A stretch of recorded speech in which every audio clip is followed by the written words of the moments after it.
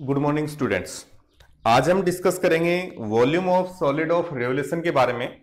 यानी कि जो सॉलिड्स हैं, सॉलिड्स जो बनते हैं उनके वॉल्यूम के किस तरीके से हम फाइंड आउट करते हैं।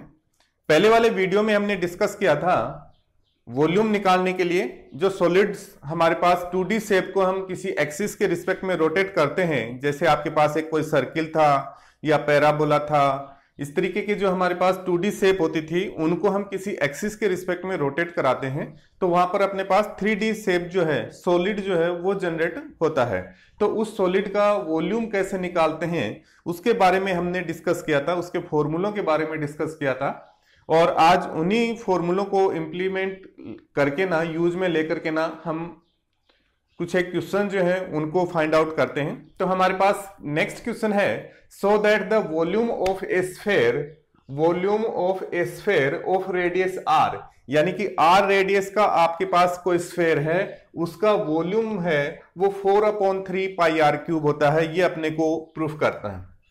क्लियर?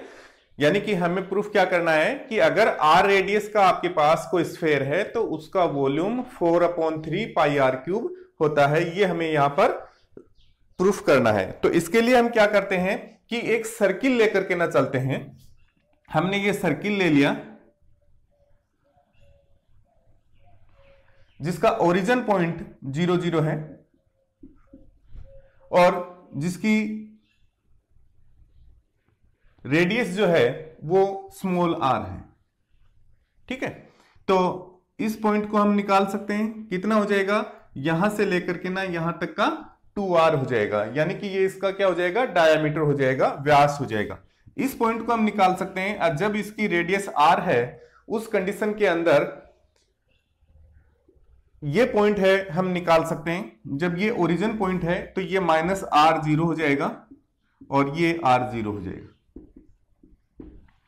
ओके, जब एक्सिस अगर इसके अंदर हम लिखें तो ये तो कौन सी एक्सिस हो गई, वाई एक्सिस। ठीक है, Y days and Y axis. ये एक्सिस कौन सी हो गई हमारे पास, ये आपके पास एक्स एक्सिस हो गई और ये एक्स डेज एक्सिस हो गई। ठीक है, अब हम क्या कर रहे हैं, इस एक्सिस के रिस्पेक्ट में इसको रोटेट करा रहे हैं। किसी एक एक्सिस ले लो, उसके रिस्पेक्ट में हम इसको रोटेट करा रहे हैं। सपोज कीजिए कि ये हमारे पास है, यानी कि यूं मान के चलें कि एक रोटी के बीच से बिल्कुल हमने धागा पिरो दिया उसके डायामीटर के अकॉर्डिंग, और उस धागे को पकड़ के ना उस रोटी को जैसे हम घुमाते हैं एक चक्री की तरह, तो हमारे पास एक सॉलिड ठोस जो है गोले की आकृति हमारे पास बनती है। ठीक है, यानी कि इसको एक्स एक्सिस को पकड़ करके ना हम यूं घुमाते हैं तो हमारे पास एक ठोस गोला बनता है और उस गोले का रेडियस जो है वो r है। क्योंकि इसका रेडियस कितना है, r, तो गोले का रेडियस भी क्या होगा, r होगा। तो हमें प्रूफ करना है कि उसका वॉल्यूम जो है वो 4/3 पाई आर क्यूब होता है। क्लियर? ये हमारा पूरा जो मैकेनिज्म है वो है। यहां पर हम क्या करते हैं कि सबसे पहले तो इसका सर्किल का इक्वेशन ले लेते हैं।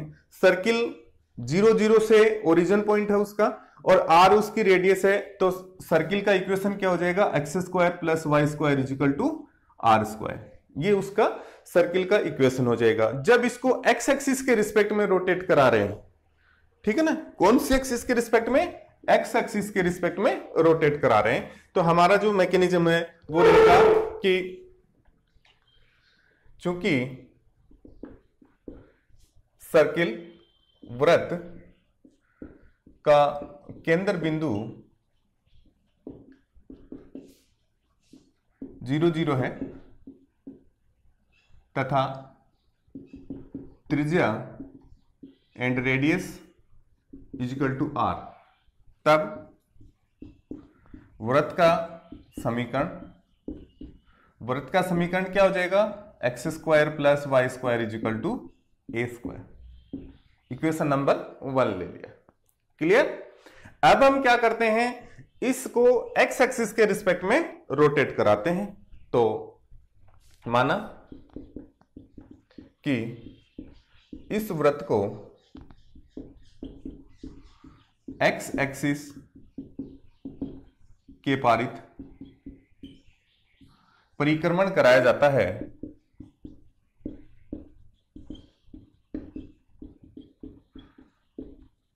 तब आर त्रिज्या का गोले का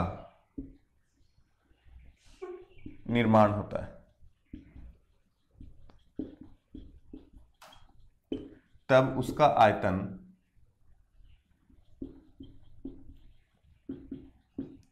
अब हमारे पास फॉर्मूले के ऊपर चले जाएं हम कि हमारे पास फंक्शन क्या हुआ था, दिया हुआ था y is equal to F X था, और अगर ये x एक्सिस के रिस्पेक्ट में रोटेट हो रहा था तो हमारे पास फॉर्मूला क्या काम में लेते थे, जिस x के रिस्पेक्ट में रोटेट हो रहा है उसके सापेक्ष समाकलन करते थे तो dx लेते थे, बाकी की बची हुई थी उसका स्क्वायर लेते थे, y स्क्वायर हो जाएगा, पाई हो जाएगा, समाकलन कहां से कहां तक करना है वो हमारे पास वैल्यू पुट कर यहां से पता लग जाएगा, माइनस आर से प्लस आर के बीच में इसका इंटीग्रेशन करना है। तो हमारे पास जो मैकेनिज्म हो वो हो जाएगा माइनस आर से प्लस आर के बीच में pi Y square dot DX. Clear? तो उसका आयतन क्या हो जाएगा, इंटीग्रेशन माइनस आर से प्लस आर तक pi Y square dot dx.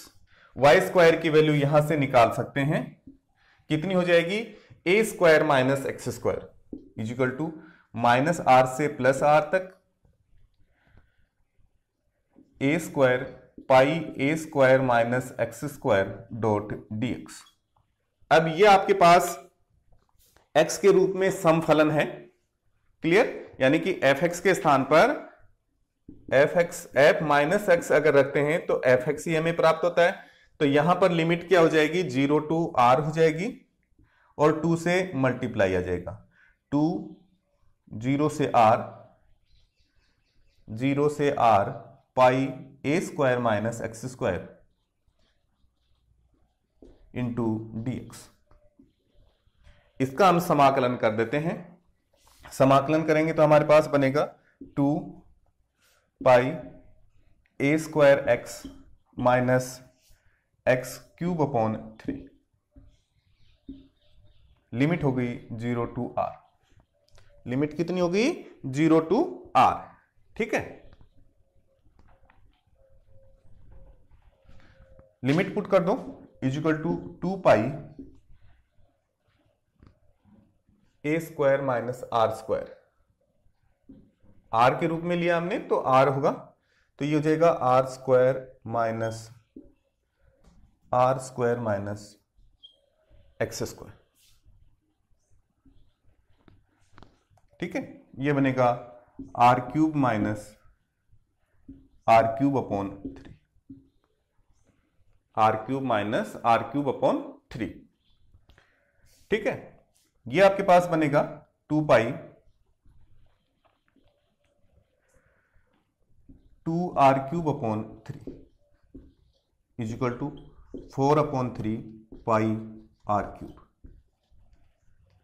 अगर हमारे पास ए रूप में दिया हुआ है, जैसे आपके पास अगर ए रेडियस मान करके ना चलेंगे, अगर इसकी रेडियस ए लेकर के ना चलेंगे तो ये हो जाएगा X square plus Y square is equal to A square. क्योंकि हमें यहां पर आर दिया हुआ है तो हम आर ही लेकर के ना चलेंगे कि उसकी रेडियस जो है वो आर है। ठीक है, तो यहां से वाई स्क्वायर की वैल्यू आ जाएगी R square minus X square, जो कि हमने यहां पर पुट कर दिया है। ठीक है, इस तरीके से हम इसकी जो टोटल वॉल्यूम है वो निकाल सकते हैं, और हम कह सकते हैं कि ये जो ठोस गोला बन रहा है, इस ठोस गोले का या ठोस स्फेयर का, सॉलिड स्फेयर का जो वॉल्यूम है वो 4/3 पाई आर क्यूब होता है। It's okay. और एक क्वेश्चन लेते हैं।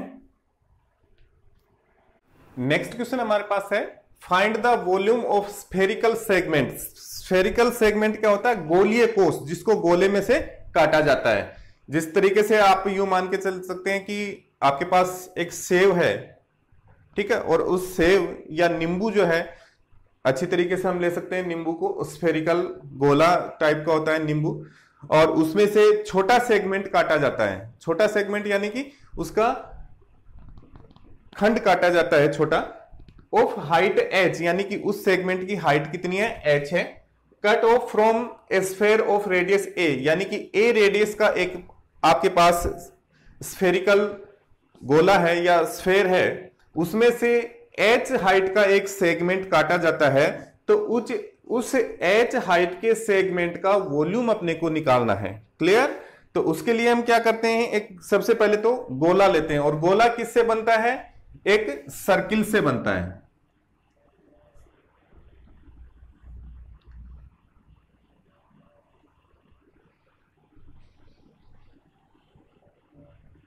ये आपके पास एक सर्किल हो गया, ठीक है। इस सर्किल को हम एक्स एक्सिस के रिस्पेक्ट में रोटेट करा रहे हैं, तो एक गोले का निर्माण हो जाएगा। क्लियर? ये आपके पास एक्स एक्सिस हो गई, ये आपके पास वाई एक्सिस हो, ठीक है।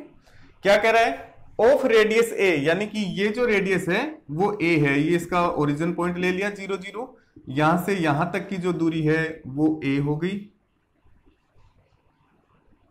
तो इसको हम लिख सकते हैं पॉइंट ए एंड 0, ये पॉइंट क्या हो जाएगा, ए 0 हो जाएगा, ठीक है।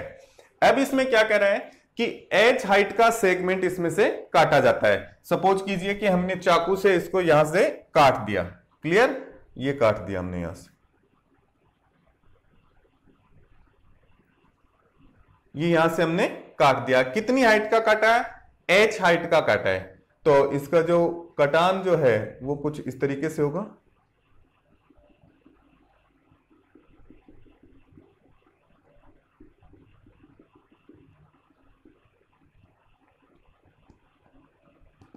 ठीक है, यहां से यहां तक की दूरी कितनी हो जाएगी, स्मॉल h हो जाएगी। ये जो दूरी है वो स्मॉल h हो जाएगी, यहां से यहां तक की दूरी स्मॉल h हो जाएगी, क्योंकि हमें कह रहा है कि h हाइट का सेगमेंट यहां से काटा जाता है।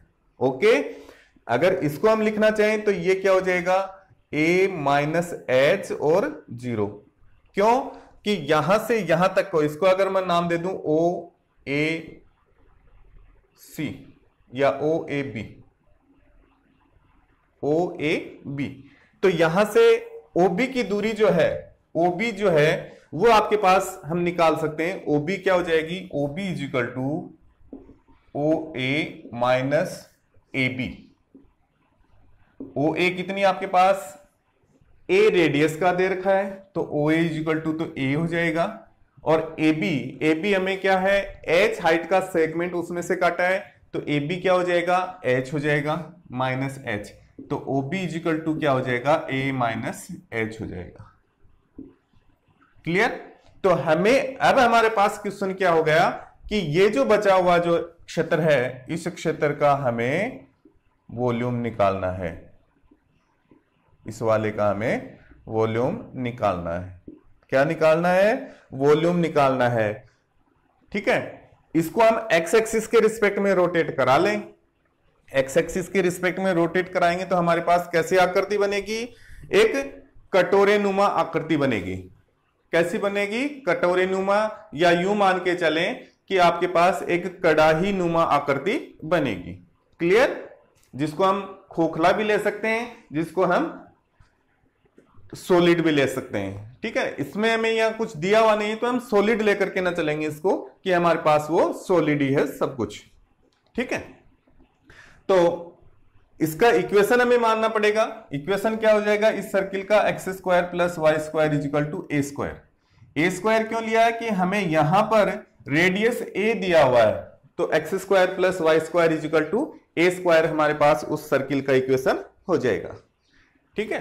तो लेते हैं, क्योंकि X square plus Y square is equal to A square को एक्स एक्सिस के पारित परिक्रमण करने से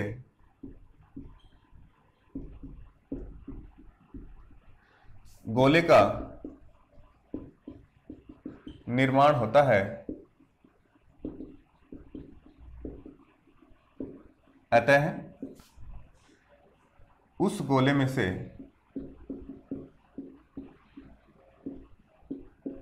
उस गोले में से h ऊंचाई का गोलीय खंड, अगर इसको मैं नाम दूं तो OABCD, ठीक है। तो गोलीय खंड क्या हो गया, BCAD या ACBD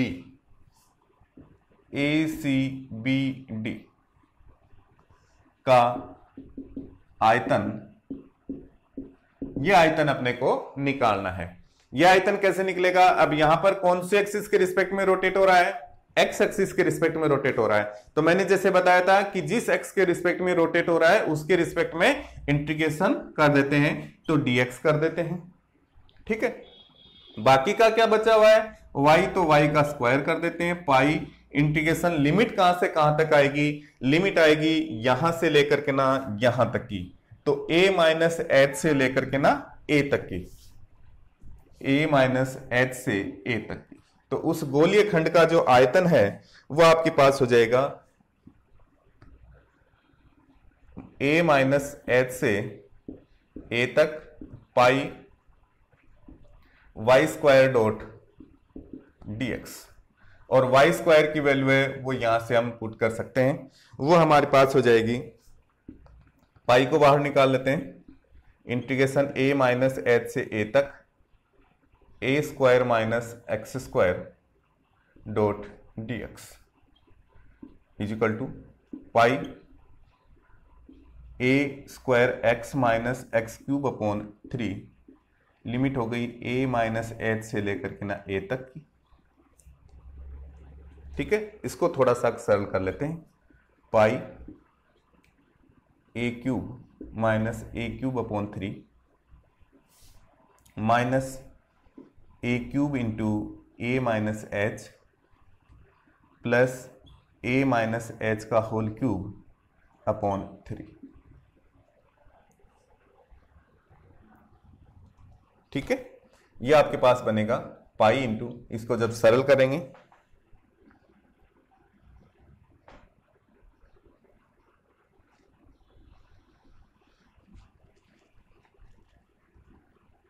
पाई into 1/3 pi into 1/3 H square 3a minus H, और ये आपके पास हो जाएगा 1/3 pi H square 3a minus H, 3a minus H. ये हमारे पास इसका टोटल जो है वो वॉल्यूम आ जाएगा इस गोलीय कोश का। अगर आपको बड़े वाले गोलीय कोश का पूछे, ये तो छोटे वाले गोलीय कोश का हमने निकाला है, बड़े वाले अगर गोलीय कोश का पूछे तो इसको 4/3 पाई a क्यूब में से घटा देना है, माइनस छोटे वाला गोलीय कोश, छोटा गोलीय कोश।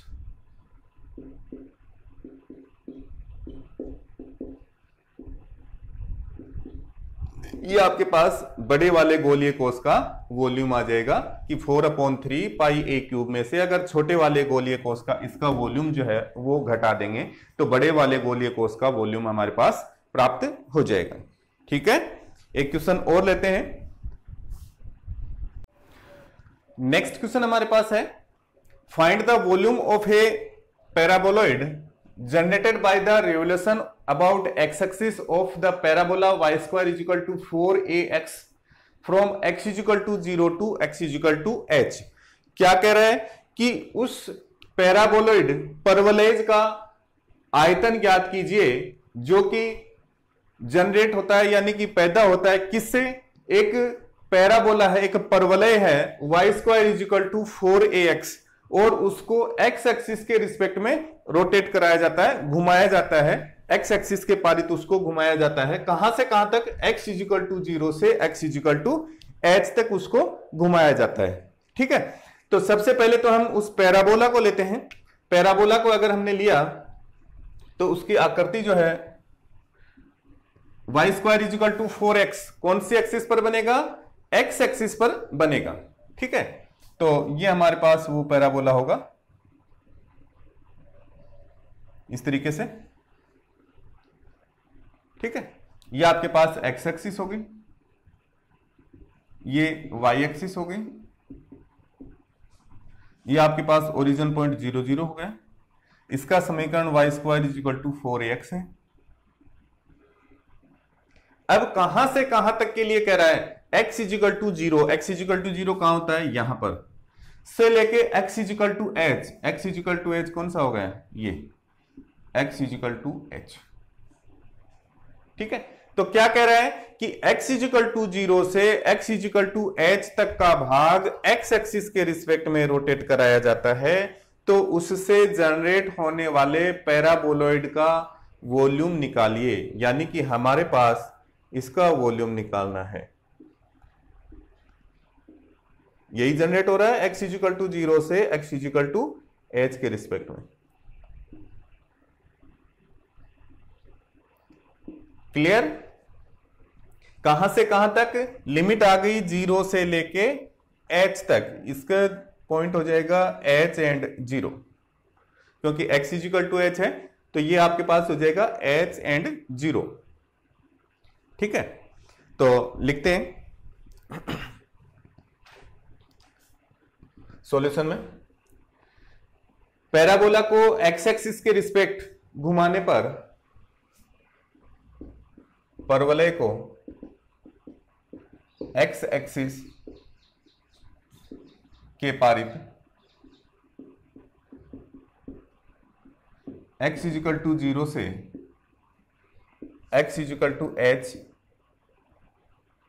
तक घुमाने से जनित परवलयज, परवलय को घुमाते हैं तो परवलयज बनता है, पैराबोला को घुमाने से पैराबोलॉइड बनता है। परवलयज का आयतन क्या हो जाएगा? आयतन जैसा मैंने बताया था, जिस एक्स के पारित घुमाते हैं उसके रिस्पेक्ट में उसका इंटीग्रेशन कर दो, तो एक्स एक्सिस के रिस्पेक्ट में घुमा रहे हैं तो dx हो जाएगा, इंटीग्रेशन करना है। बाकी की बची हुई एक्स का स्क्वायर कर दो, वाई स्क्वायर कर दो, पाई से मल्टीप्लाई कर दो। लिमिट कहां से कहां तक की लेनी है वो हमें लैंग्वेज से पता लगेगा, या जो डायग्राम बना है उससे पता लग रहा है। 0 से h तक किसकी लिमिट चाहिए? x की लिमिट। जब हम x के रिस्पेक्ट में इंटीग्रेशन कर रहे हैं तो लिमिट किसकी चाहिए? x की लिमिट। तो 0 से लेके h तक इसकी लिमिट। अब यहां पर क्या करेंगे?